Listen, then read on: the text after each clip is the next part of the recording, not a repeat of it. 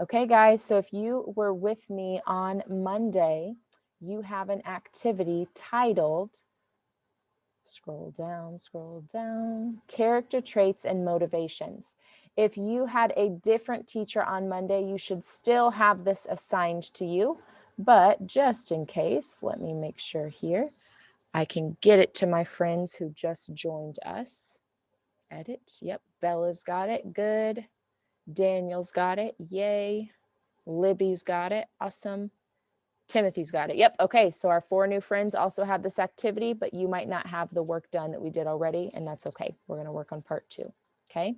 So again, you guys, I need you to scroll down to that draft that you saved, character traits and motivations. We are going to finish up what we did not finish on Monday. Braden and Motto and Serenity, go ahead and start your response. And everybody else click on your draft and open it. So I was a sample student. I'm going to open my draft up and keep editing. I'll give you a moment to get that done. Again, you are opening character traits and motivations. We worked on this on Monday. Okay. As you're pulling it up, I'm going to remind you of what we covered on Monday because you've taken a whole iRead test between then and now. And we were looking at how to determine a character's traits. We know that we can do an activity strategy called thinking fast, F-A-S-T, and we can think about how a character feels, the actions a character takes, what they say, and what thoughts they have to understand a character's traits and describing them, okay? We looked at how character traits can be both positive and negative, all right? They can be helpful, they can be toxic, either way. We took a look at a text called The Ant and the Grasshopper, and we described these characters on slide 6. You guys came up with some traits. I recorded some of your examples. We said that the ant was helpful and determined. The ant was helpful because he kept trying to help Grasshopper store food and get ready. He was also helpful to his family by getting food ready for them. He was determined because he worked hard and kept getting food even when he was asked to play. He was determined to get that goal done, okay? We said that Grasshopper was lazy and careless. He was lazy because he was not working. He was playing around and he was not getting food. We said he was careless because winter was coming and he said, that's okay, I'll make it. So he didn't put a lot of care and thought into what was going to happen to him in the future, okay? Then I asked you to stop. So that's what we accomplished on Monday. I asked you to watch these 2 videos because it's been 2 whole days and we have some new friends. I'm going to watch the video that is related to today, okay? Today, we're going to look at the text called The 3 Little Pigs. And as we're looking at the 3 little pigs, I need you to be thinking about their character traits, okay? What character traits describe each of the pigs? What character traits describe our bad guy, okay? So let's take a look. Let me get our sound shared. Here we go. Once upon a time, there were 3 little pigs, and the time came for them to seek their fortunes and build their houses. The first little pig built himself a house of straw. The middle brother decided to build a house of sticks. It wasn't either a very strong house, but the third pig, the oldest, decided to build a house of bricks. He did not mind hard work because he wanted a strong house. Because he knew that in the woods nearby there was a wolf who liked to catch little pigs and eat them up. When the 3 houses were finished, the 3 little pigs were happy dancing and singing. Who is scared of Furious Wolf, Furious Wolf, Furious Wolf? Who is scared of Furious Wolf? Just as the first little pig reached his door, out of the woods popped up a big, bad wolf. The little pig squealed with fright and slammed the door. Little pig, "Let me come in," cried the wolf. "Not by the hair of my chinny chin chin," said the little pig. "Then I'll huff, and I'll puff, and I'll blow your house in," roared the wolf. And he blew the little straw house. Away raced the little pig to his brother's house of sticks. The wolf was really angry, so went behind the youngest pig, the house of sticks, where the pigs were singing, "Who is scared of Furious Wolf, Furious Wolf, Furious Wolf? Who is scared of Furious Wolf?"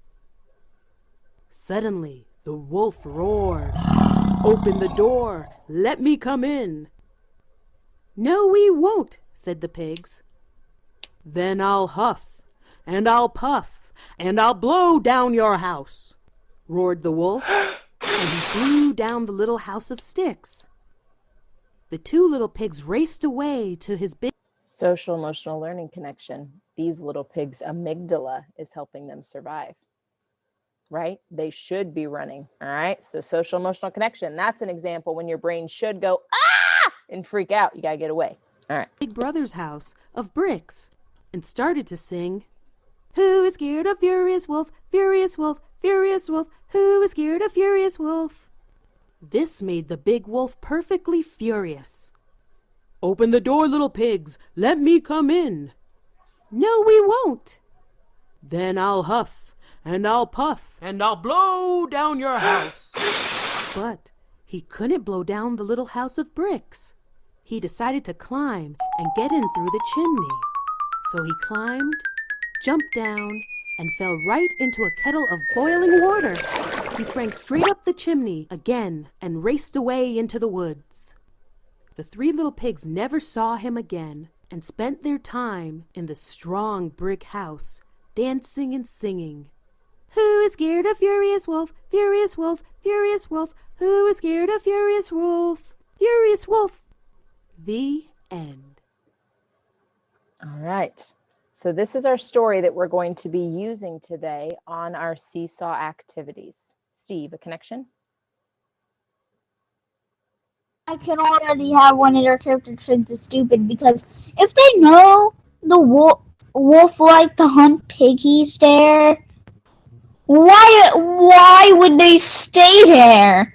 They should just go. It was a pretty foolish decision. I can give you that one, Steve. Great text evidence. Leah, connection? So it's kind of like that with my brother. When I made him mad, like when I was playing with him once, he looked at me in a weird way, so I just ran off. He was chasing me. Your amygdala caught you, huh? All righty.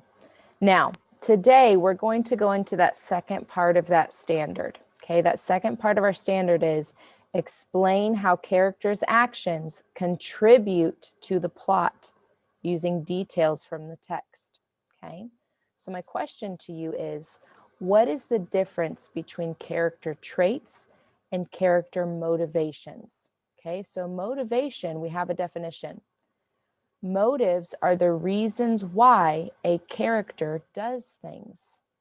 Okay, so the reasons why a character does things. So let's think about a part of the text that we actually paused during and talked about. These pigs ran away.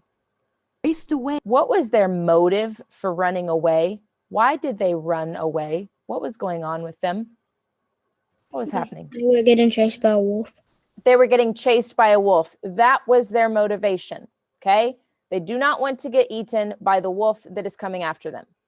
Now, why did they have to run? Why did they have to run? Leah? Because they were going to get eaten by the wolf. Why were they going to get eaten? Because the wolf loves to eat pigs. He does. So the wolf's character traits of coming after them, of being hungry, of being maybe a bit evil in this situation, are motivating the pigs to get away. Why did the pigs have to run in the first place, though? The wolf chasing them was the second thing. What's the first thing that happened? Why did they have to run away? What was going on with them? Camille, why'd those pigs have to run?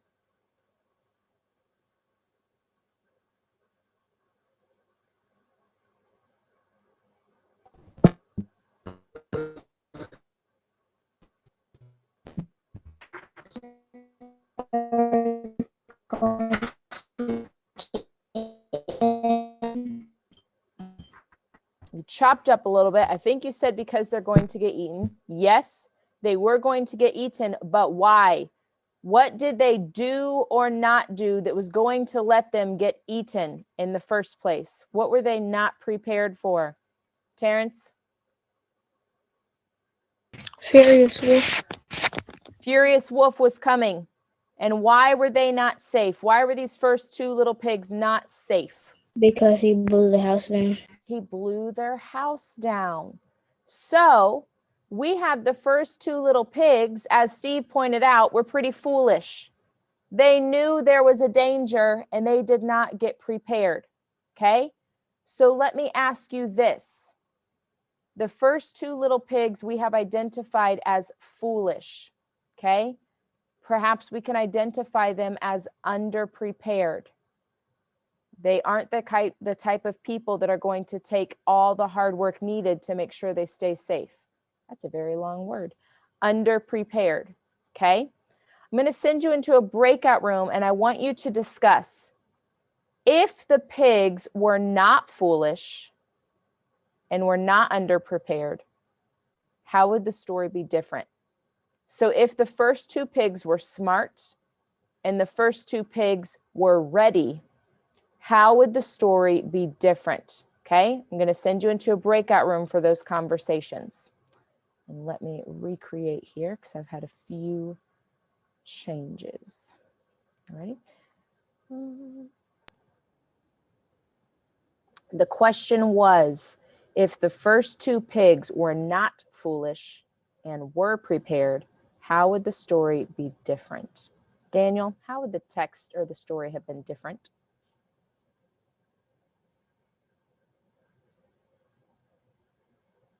Daniel, we can't hear you. If you have headphones plugged into your computer, unplug them so that we can hear what you're saying.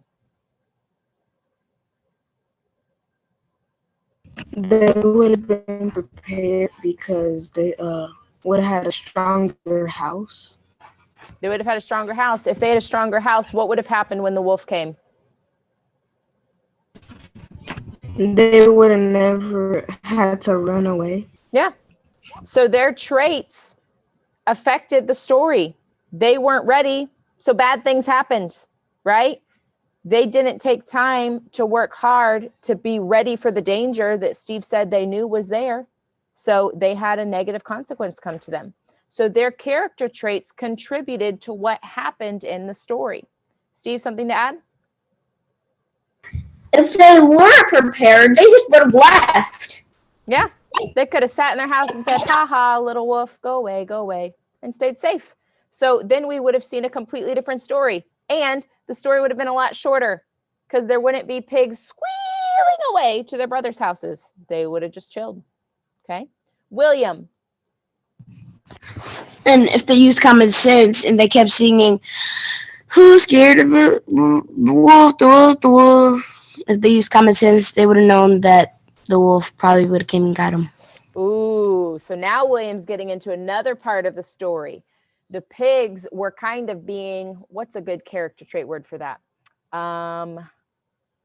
I'm thinking about teasing. They're teasing each other. Maybe they're being Bullies. They're being overly confident. Okay, so they're thinking, we got this, we're okay. And that made the wolf mad. So as William said, if they had just used common sense and said, okay, it's a wolf, I should be afraid of that. I'm going to keep my mouth shut. I'm not going to poke something that I know can hurt me. Okay, we call that poking the bear, in this case, a wolf. We're not going to tease the wolf when we know it can hurt us. Okay, so they caused some of their own stress, right? If they had just been like, oh, snap, well, I'm going to keep my mouth shut. He's a big bad wolf. He can do stuff. We would have had a very different story. Okay, great connections, kiddos. All right, I am going to ask that you join me on slide 9. I have shortened this video to just the section about the 3 little pigs, but we're going to take a look today at how a character's traits add to the plot of a story. Okay, how do a character's traits add to the plot of a story? We will follow 3 steps today to describe how the character's traits and motivations contribute to the sequence of events in the text, the story of the 3 little pigs. We will recount a key event from the text. Then we will ask ourselves, what character traits or motivations made this event happen? We will record our thinking in a graphic organizer. Okay, I need to start by recounting one of the key events in the story. One of my favorite key events was when the third little pig woke up extra early to go pick apples. But what character traits or motivations made this event happen? I'm going to start with the third pig's motivation. What's the reason the third pig is getting up so early? Well, he doesn't want to meet the wolf out in the apple orchard. He's getting up early so he can go pick apples and be back in his house before the wolf shows up. His motivation for getting up early is that he doesn't want to get eaten by the wolf. What about the third pig's character traits? How did the way the third pig thinks and acts make this event happen? Well, the pig is really clever. He thought of this plan to get up early and beat the wolf to the apple orchard because of how clever he is. The third pig's cleverness helped make this event happen. I'm ready to record my thinking in my graphic organizer. The third pig is clever. And the third pig doesn't want to get eaten by the wolf. So, the third pig wakes up at 5 o'clock to go pick apples. Okay, so this is a little bit of a different three little pigs, but we see a trait. He's clever. Because he's clever, he's able to come up with good ideas. So he thinks about, why does he need to have good ideas? That's his motivation. Motivation explains why a character does something, okay? Motivations also explain why we do things in our lives, okay? We brush our teeth because we don't want our breath to stink. That's our motivation, okay? We brush our teeth because we don't want our teeth to rot and fall out of our heads, okay? That's a motivation for us. So it explains why characters do things, okay? So in this situation, he was avoiding a pig or avoiding the wolf, so he got there early. In the text that we read, the third pig was clever, so he built a stronger house. Why did he build a stronger house? Because as Steve pointed out, he knew about the danger, okay? He knew what was going to happen. Let's try another example. A little later in the story, the third pig was on his way home from the fair. He jumped in his butter churn when he saw the wolf coming down the road. The churn started rolling down the hill, which scared the wolf so much he ran home. What character traits or motivations made this event happen? Well, the reason the wolf was walking to the fair was that he was hoping to meet the pig there. The pig jumped in the butter churn because he didn't want the wolf to see him.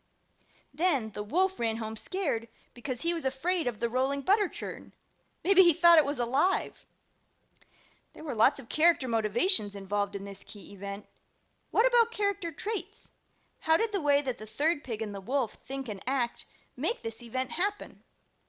Well, the wolf was trying a third time to trick the pig into meeting him somewhere.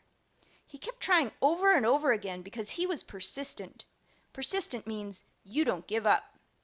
The third pig jumped in the churn because he was very quick thinking. He didn't have much time to figure out a plan to get away from the wolf. The third pig was also lucky that the churn started rolling. But I don't think lucky is a character trait because it doesn't tell me how the third pig thinks or acts. So I'm going to have to leave that off of my graphic organizer. The wolf must have been foolish to be frightened by a rolling churn. If he had been a little smarter, he probably would have thought, I wonder why that thing is moving, even though I can tell it's not alive. He might have even looked inside and found the third little pig. I'm going to add all that thinking I just did to my graphic organizer. The wolf is persistent, the third pig is quick thinking, and the wolf is foolish. I also did some thinking about each character's motivation. The wolf wants to eat the third pig doesn't want the wolf to see him, and the wolf wants to get away from the rolling butter churn. Those character traits and motivations led to a key event. The third pig saw the wolf on the road on the way home from the fair. He jumped in the butter churn to hide, and the churn started rolling down the hill, scaring the wolf so badly he ran home. Today, we started by asking, how do the characters' traits and motivations contribute to the sequence of events in the text, The Story of the Three Little Pigs? We focused on two key events, although you could find character traits and motivations contributing to all the key events in the story. Okay, So that's an example of how motivations can contribute to a story. We're going to take a look at that exact same chart today on slide 10. Hop to slide 10. Slide 10 asks us to go back to the text we talked about on Monday. Think about the fable, The Ant and the Grasshopper, and complete the graphic organizer. Listen to the story again if you need to. I'm going to go ahead and quickly read that text for us so that we can quickly hear that story. Okay. Oh goodness, I'm in the wrong app here. There we go. Here's our Ant and the Grasshopper text. Please listen, and as you're listening, think about their character traits and why they're doing what they're doing. One sunny summer day, Ant was hard at work gathering food and bringing it back to his home to be stored away for the winter. While taking a brief rest from carrying an acorn, he heard the most beautiful music. Looking around, Ant spotted Grasshopper leaning against a rock and playing his violin. Ant approached him and complimented him. "My, you make some fine music with your instrument." "Why, thank you," replied Grasshopper with pride. "Come join me. We could have fun and dance and enjoy these beautiful days together." Though the offer sounded tempting, Ant replied, "I can't. I'm busy storing up food for the winter." And without a warning, Ant added, or with a warning, "I suggest you do the same, for winter is just around the corner." Not too thrilled about the idea of working, Grasshopper replied, "Oh, Ant, can't you see? There is plenty to eat in the fields, and winter is far from a splendid day like today." "The season will change before you know it," cautioned Ant as he picked up his acorn and trudged his way home with the load. Soon the weather turned cold, and Grasshopper woke to find the field that was once plentiful with food buried under a blanket of snow. No matter how hard he tried, he was unable to dig down deep enough to reach it. "Oh, what will I do now?" cried Grasshopper in despair. And it was then that Grasshopper remembered the friend he had met in the peak of summer. So off to Ant's house he went, in hopes of finding food and shelter. When Ant answered his door, he found a very cold and hungry Grasshopper. Grasshopper pleaded, "Oh, Ant, please let me in and share your warm home and good food." Sadly, Ant replied, "I've only stored up enough for my family and me. Sorry, friend, but I warned you of this day.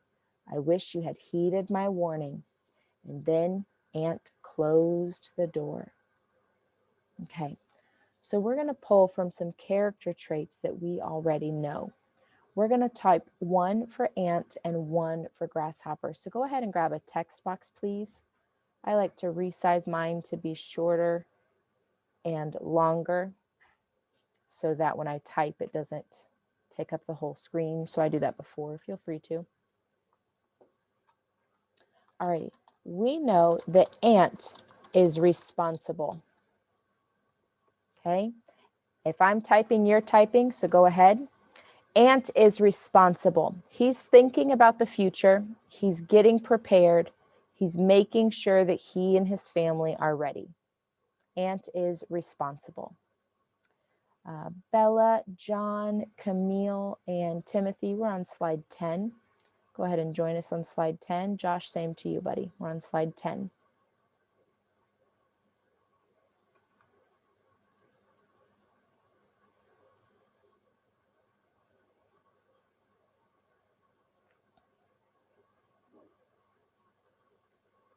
Okay.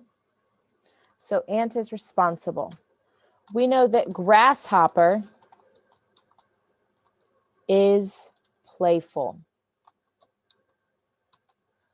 Okay, so Grasshopper likes to play. He's full of play.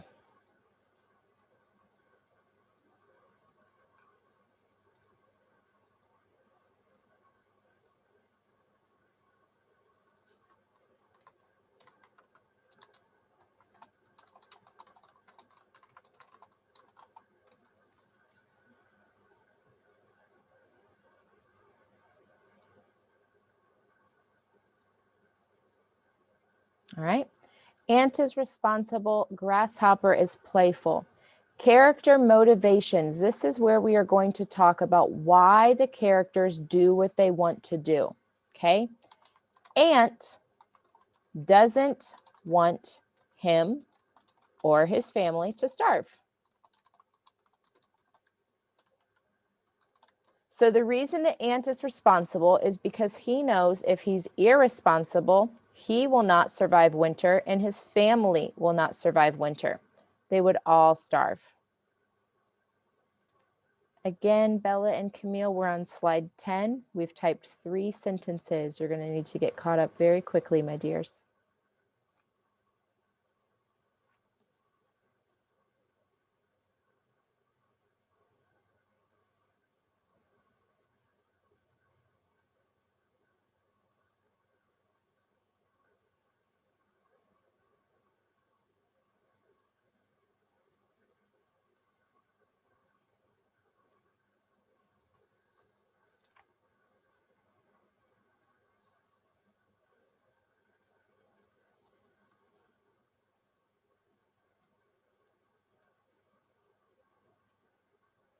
So Ant doesn't want him or his family to starve. That is his motivation for acting. Grasshopper wants to enjoy life in the moment. Okay? So Ant is thinking about enjoying life in the future. He knows I can't enjoy the warm summer days if I die during the winter. Grasshopper thinks about enjoying life right now. He doesn't care about the fact that he can't enjoy those days in the future because he's not thinking about them. He thinks, it's all going to be okay. It's going to work out. I'm just going to enjoy life right now in this moment. Okay? Grasshopper wants to enjoy life in the moment.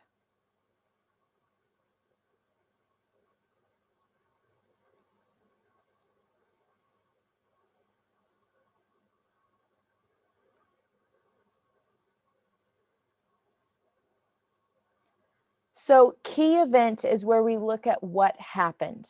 Okay, what happened in the story because Ant is responsible and because Grasshopper is playful? What happened because Ant doesn't want him or his family to starve and because Grasshopper wants to enjoy life?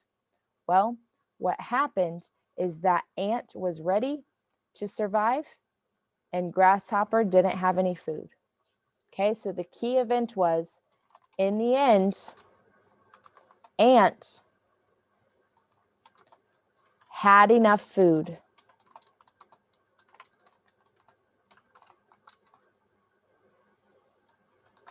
Grasshopper was starving. Okay, so the key event is taking a look at something that happened in the text and explaining it with their character traits and motivations. Okay, we know that if Grasshopper had listened to Ant, the story would be very different. If he had listened to Ant, then he wouldn't have to starve, but he didn't.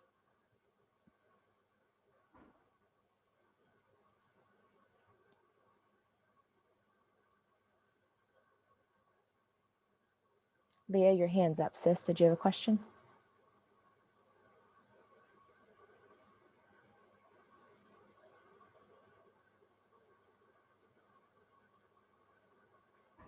No? All right. What questions can I answer about how characters' traits and motivations contribute to the plot of a story, to the beginning, middle, and end of a story?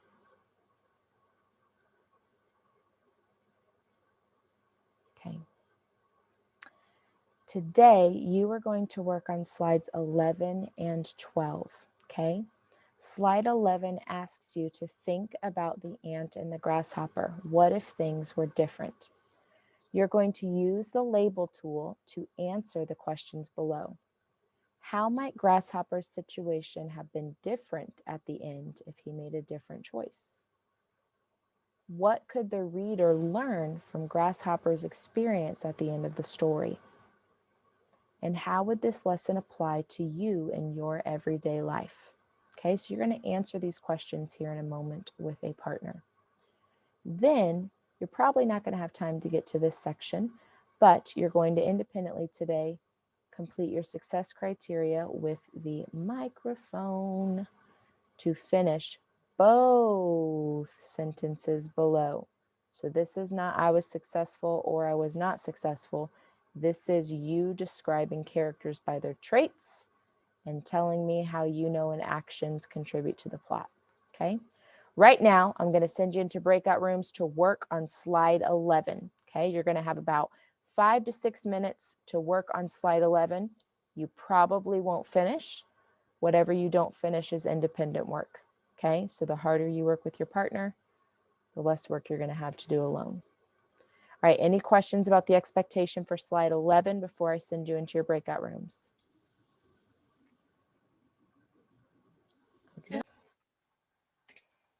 Okay, if you and your partner did not complete slide 11, the rest of slide 11 is independent work. Okay, so you have 3 questions to answer.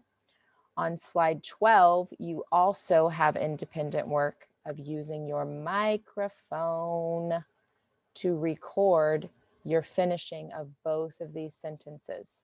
Okay, so you are going to speak. I can describe characters by their traits by thinking about and finish the sentence. You're also going to speak. One way that a character's actions can contribute to the plot is and finish the sentence. Okay, so you're going to complete those recordings and get that turned in.